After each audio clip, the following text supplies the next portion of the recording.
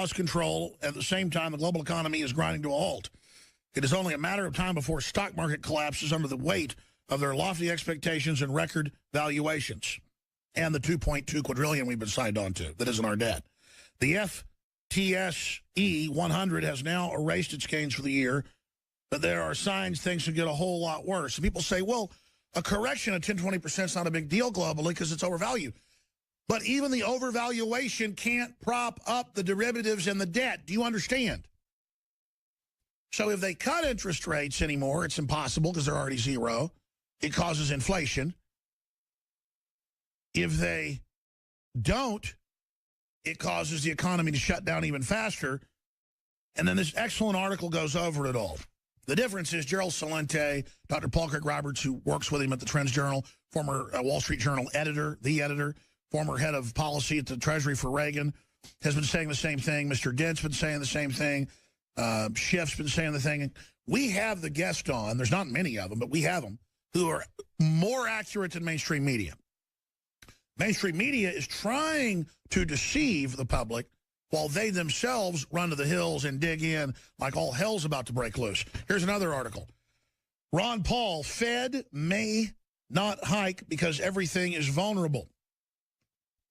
Did you know that the U.S. no longer has any strategic grain reserves at all? That's a Michael Schneider report, Economic Collapse blog, Infowars.com. Greek government on its last legs while Angela Merkel faces growing rebellion in Berlin. Yeah, because no amount of bailouts will fix the debt. It's just more to the very bankers. We loan them the money to bail them out, and then we're in debt to them. So that's some of the news on the economic front. I've got a whole nother stack we'll go over with Gerald Celente. But, Gerald, everything seems to be spiraling out of control. Escalations in military operations, trying to topple Assad for ISIS, escalating military conflict with Russia on its border. This is the stuff we saw before World War I and World War II. As you said, when the economy goes down, they take you to war, historically, to divert attention so the crooks don't go to jail. Hillary is on the verge of maybe getting indicted. Woodward signals this by saying it's Nixonian and it's not going to look good when it comes out. Trump now turns against her. What do you think's going on, Gerald Celente? Well, on the economic front, I mean, you really summed it up because it all ties together. I think you began with these immigration wave coming over. And when you go south of the border, even below Mexico way, it's currency crisis after currency crisis, commodity crash after commodity crash. Current events form future trends. What happened yesterday over in Brazil? Well, they had a wonderful time. About 500,000 people turned out to protest against the government. How come? Well, they're in a recession. Inflation is skyrocketing and the currency is plummeting. Take a look over there in Chile, not too far away. Hey, you want some really hot real estate? I can get you in a real good deal on some commercial stuff just built. I could rent it to you for almost nothing because copper prices have collapsed. They're at their 6-year lows. Go back to Brazil. They're not exporting natural resources the way they weren't before because you also talked about China. China gobbles up over 50% of most of the world's exports of raw materials each year. And we saw their numbers come out for July. What was exports down? Almost 9%. Keep going. Mexico, hey, how about that peso? Yeah, it's back to what? Oh, when they revalued it in 1993, those levels? Yeah, those levels. You think you're going to see immigration? Hey, how about Colombia? Oh, it's wonderful with those slumping gas prices and oil prices. They're not exporting either. You think they want to leave there?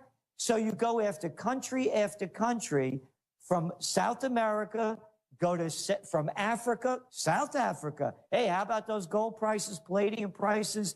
How about Australia, Rio Tinto? How about Anglo-American?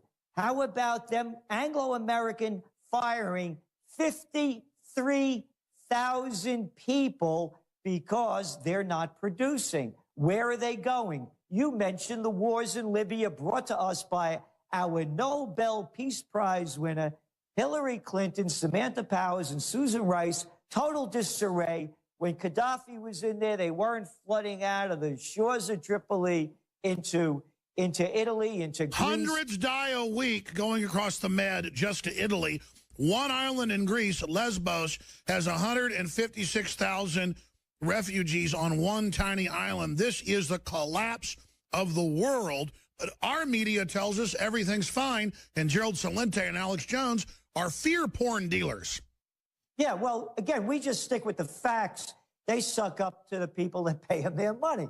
So what you're looking at is a global collapse. Oh, I forgot about Yemen. Yeah, the United States and our allies, the beheaders in chief. How many things slaughtered so far beheaded in Saudi Arabia this year? I think it's up to 127. ISIS has a long way to go to catch up to them. They're slaughtering people in the poorest country in the Middle East, Yemen. Where are they flooding to? They're flooding into Greece. They're flooding into Italy. Afghanistan, you mentioned Greece, flooding into Greece. You look at what's going on in Egypt. You look what's going on in Iraq. You look what's going on in Somalia, Sudan.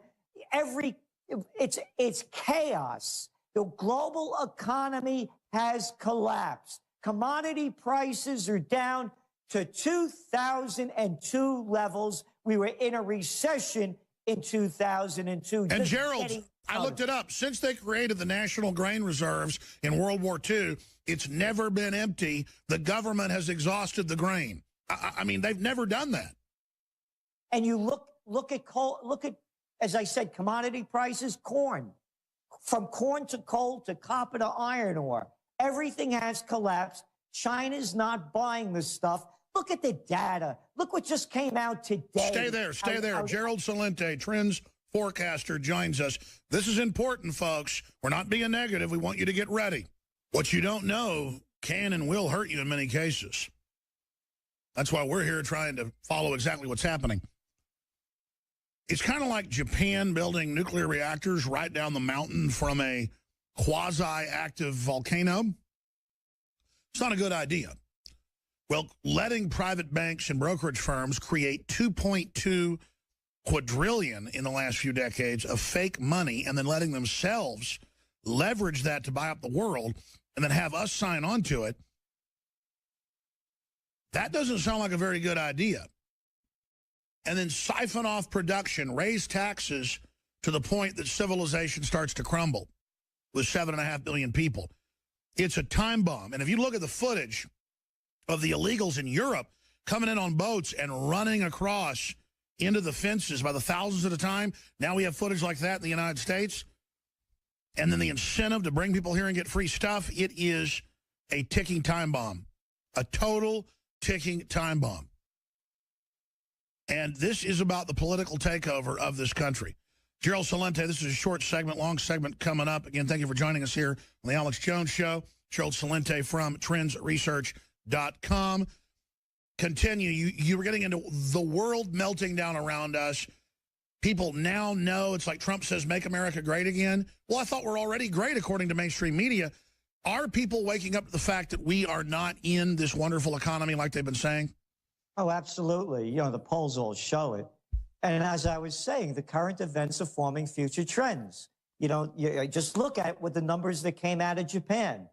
Their second quarter GDP, it was down 1.6%. This is after pumping in trillions of yen under the guise of Abenomics. You remember, they did it, by the way, just as the Fed announced that they were going to end quantitative easing. 3 days later, back in October a year ago, the Japanese pulled the stunt that they were going to dump in more money into Abenomics, and it boosted up the economy. Fake. It only boosts up the equity markets as all this cheap dough is done. The facts are right before us. You have the yen sinking in value, and they still can't export enough stuff to have a positive GDP. This is simply basic. The number is right there. What does it do with the yuan being driven down, and is it doomsday clock for global market crash 1 minute to midnight like the Telegraph says? Well, again, you know what I say. Everybody knows a little bit about history. Try this one on. Currency wars, trade wars, world wars. That was World War II. You're looking at the facts. Over here in New York, they just had the manufacturing index come out. Alex, it's down 15%. What a recovery. I guess it's the cold winter, huh? Well, look, I mean, you know, it's a hot summer. Look, numbers are in front of us. We're looking at numbers. That index, by the way, it's the lowest since April of 2009.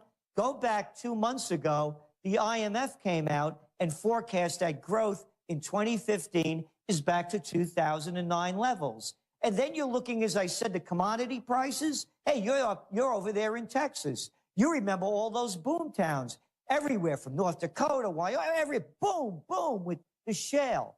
What's going on now? Last week you saw, what was it, Samson's over there, bankruptcy in Oklahoma. And the fall of the fracking industry and the domestic drilling is going to just devastate at least 6, 7 states. It's going to be much bigger than the subprime crisis, in my view. Well, look again. Look at the facts. You saw all of these hedge funds and all of these private equity groups and speculators and banks dumping tons of money into there, boosting up their industry, and the junk bonds in the United States, 15% to 20% are in the energy industry. It doesn't take a genius to figure this one out. The thing is collapsing in front of everybody's eyes. The facts are all there. They cannot be covered up. Can they be manipulated? Of course they can. You know, we talk about gold prices. By the way, they're moving back up. What brought gold prices down? Hey, how about over there in China when the Shanghai Gold Index shorted gold in 2 minutes in July rather, when the Japanese markets were closed? They usually trade about 16 tons a day. In 2 minutes on the Shanghai Gold Exchange, they shorted 33 tons. So the collapse is here, but the crooks, criminals, cowards, liars, freaks, and fools called the Federal Reserve and the governments around the world will do anything to manipulate it, as they did with the market today. That's right. In the United States. Stay there. Let's talk about that when we come back. 136. Stay there. When we come back, long segment, we'll get into how they're manipulating and skimming off the top as they sink the ship and as they run to their armored bunkers. I mean, what are they thinking? Stay with us. By the way, we are now a national distributor for a bunch of the best optics and G-Shock watches, you name it, through HD Firearms. We sell through the InfoWarsStore.com platform at the discounted retail price. You could search hard and find somebody else who's undercutting and maybe find them cheaper, but they are the highest quality super watches, basically, the original, but it's just been updated over and over again. G-Shock is what most of your Special Forces operators and others wear. They've got very affordable ones, right up to super expensive ones. But they are the creme de la creme, the full selection at InfoWarsStore.com. You get a G-Shock watch. It's some great night vision optics, whatever it is you're looking for, from inexpensive to the creme de la creme at the lowest prices, laser sights, you name it. This is what all the Special Forces operators that run head down, as they drop ship for us, have distributorships for what they believe is the best.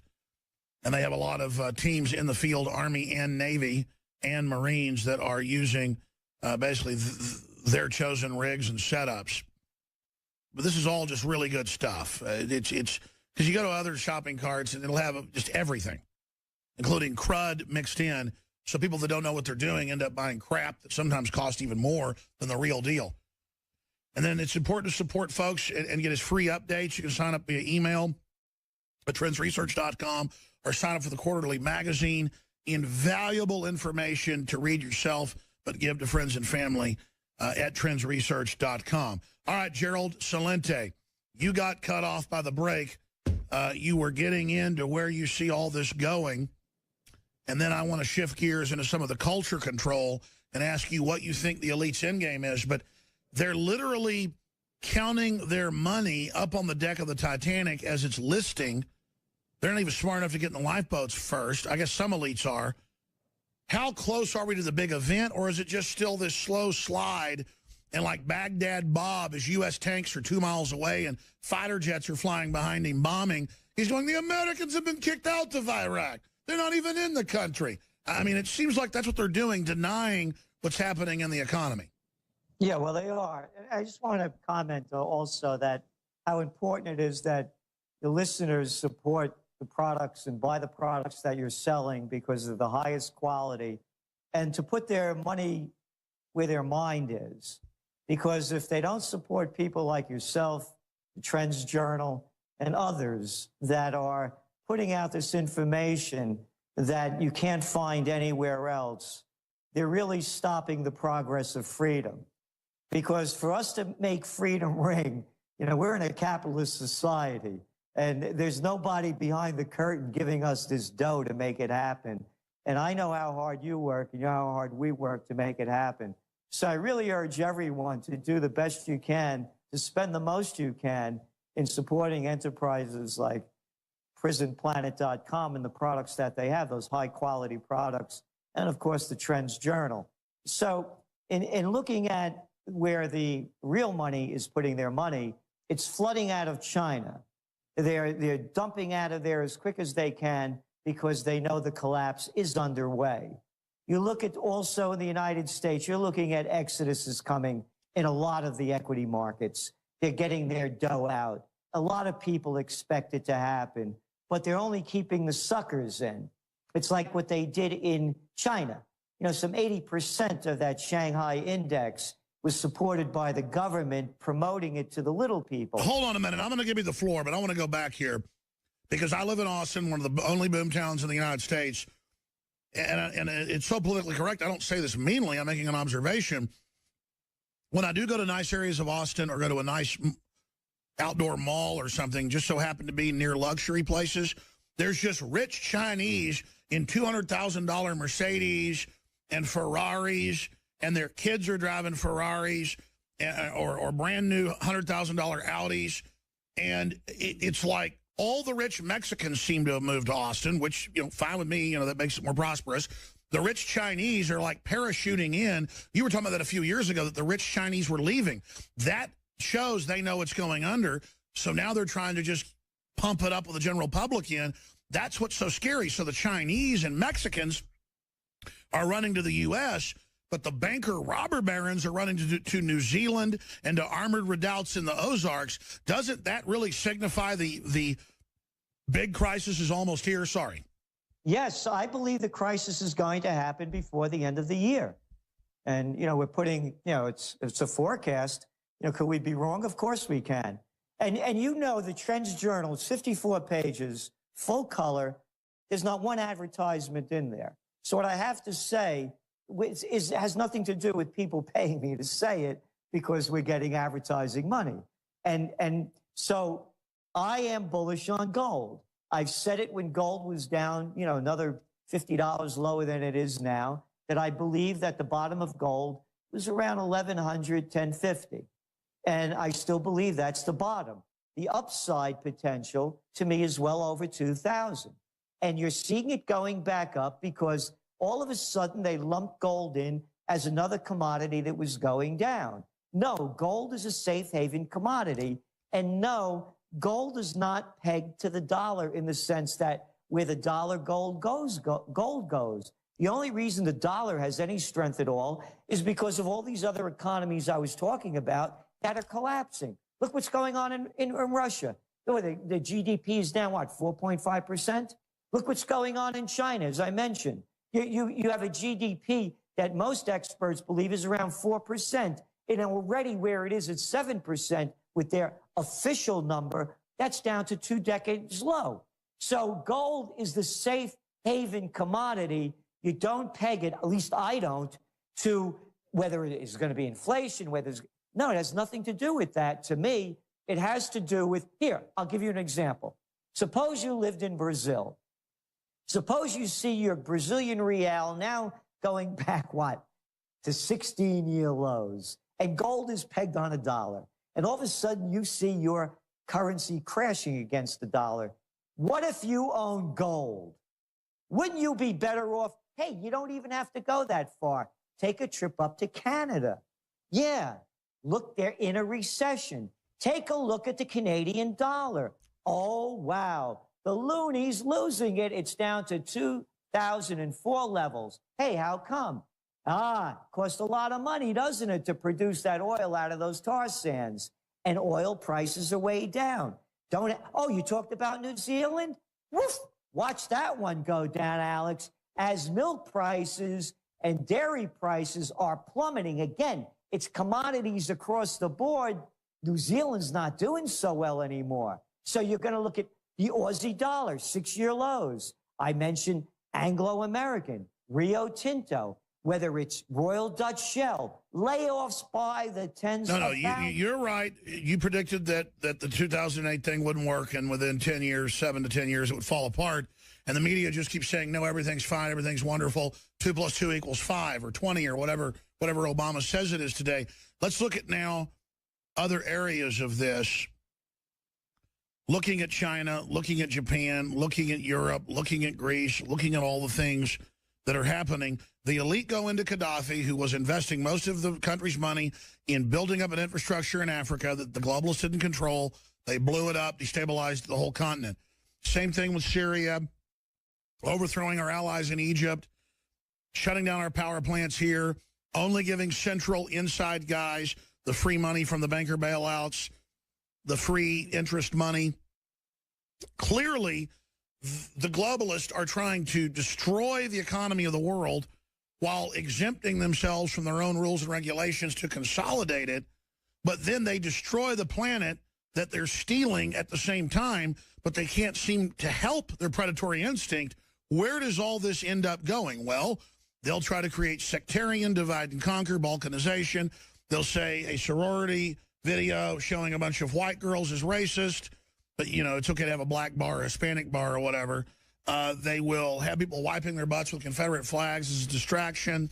You know, it just goes on and on, these little petty issues while all of us lose our freedoms. How do we cut through that fog and let people realize that this is a crisis? And here's my other question. I kind of alluded to it. Is there a method to the white shoe boys, as you call them, madness? Because they clearly want to destabilize and make everybody else bankrupt they don't control. Don't they get they're screwing over the markets that allow them to operate? No, they're ruthless and they're driven. They don't have the morality to think past money and power. So it's not even, you know, again, you just look by their deeds, you shall know them. So they don't understand that destroying the earth is destroying their lives as well. This is who they are.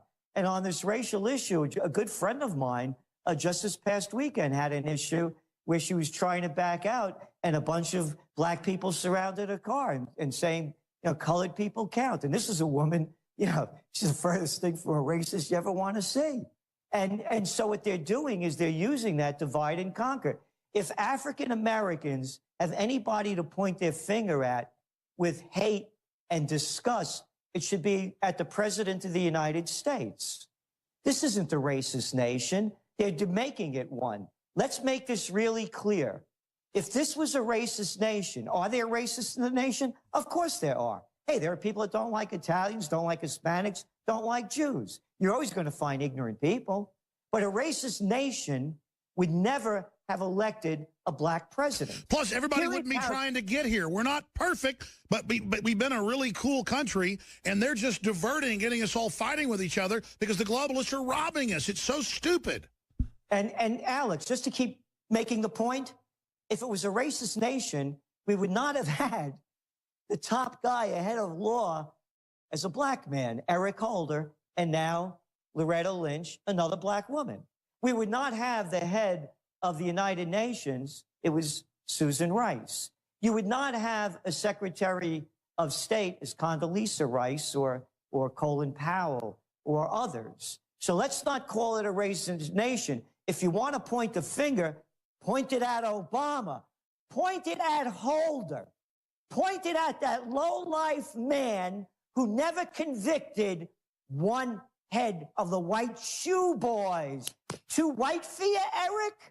You're afraid of them, Eric, as you're putting all the other people of color in jail? Hey, Eric, Hey, Miss Lynch. Yeah, Lynch, how about you? How about you who convicted 5 banks? Oh, excuse me, 6 of felonies. Convicted of felonies for